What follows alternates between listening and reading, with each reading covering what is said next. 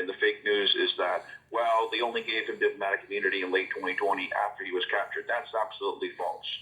And the United States, even though it's a signatory, unlike not being a signatory of the ICC, one of the few nations that doesn't sign of the ICC, the United States is indeed a signatory of the Vienna Convention.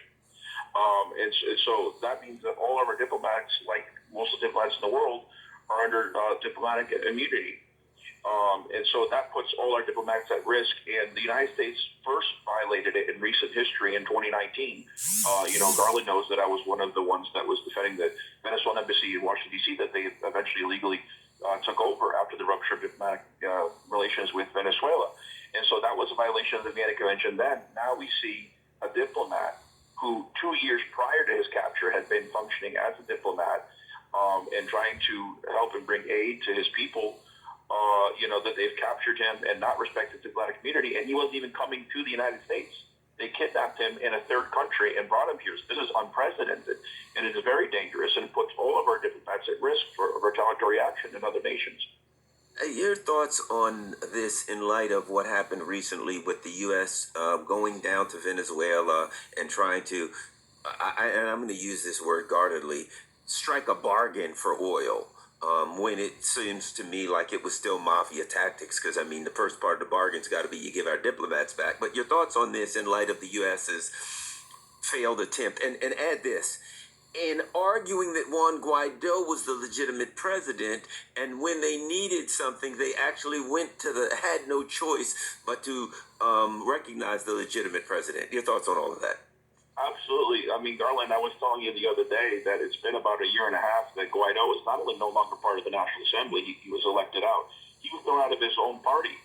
So even the opposition are fed up with Guaido. How can you say this is a functioning president? And yes, that is a clear contradiction. Just recently, the prosecution in Georgia claimed, well, he's not a real diplomat because we recognize Guaido. It's like, well, then why, just a few days prior, did Biden send officials to negotiate with Maduro the purchase of oil? This is the contradictions that they have.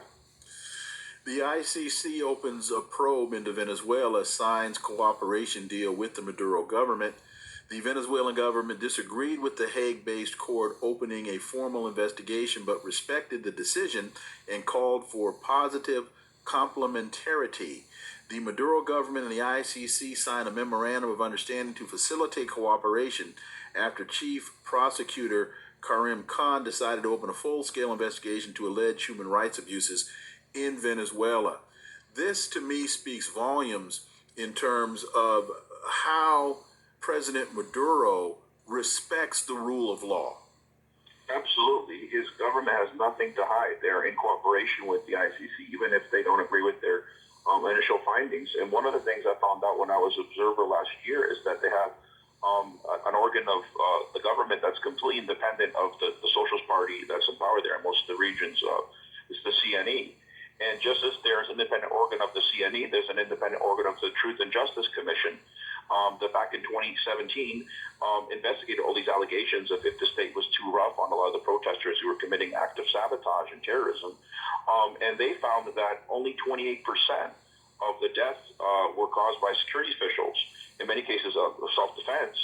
And that's in comparison to 42% being verified of opposition violence causing the deaths, and then the rest are under different circumstances. So the ICC needs to consider that. The ICC is not looking at the abuses in Colombia. They've closed that case, let alone the abuses of the United States. So this is the hypocrisy of the ICC, but because Maduro has nothing to hide, he's cooperating with them and being transparent with them at this point.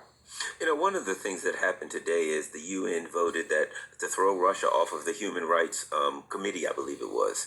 And when you look at this, the Ukrainians made a complaint against the Russians of human rights violations. The Russians then asked the UN twice for an investigation. An unbiased investigation.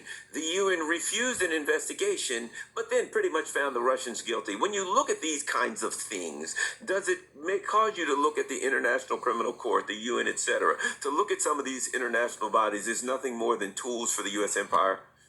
Absolutely, absolutely. The only time the ICC ever tried to charge a European for war crimes was Milosevic, and he died before they could convict. They always try to go after people in the third world, Africa, Latin America. And so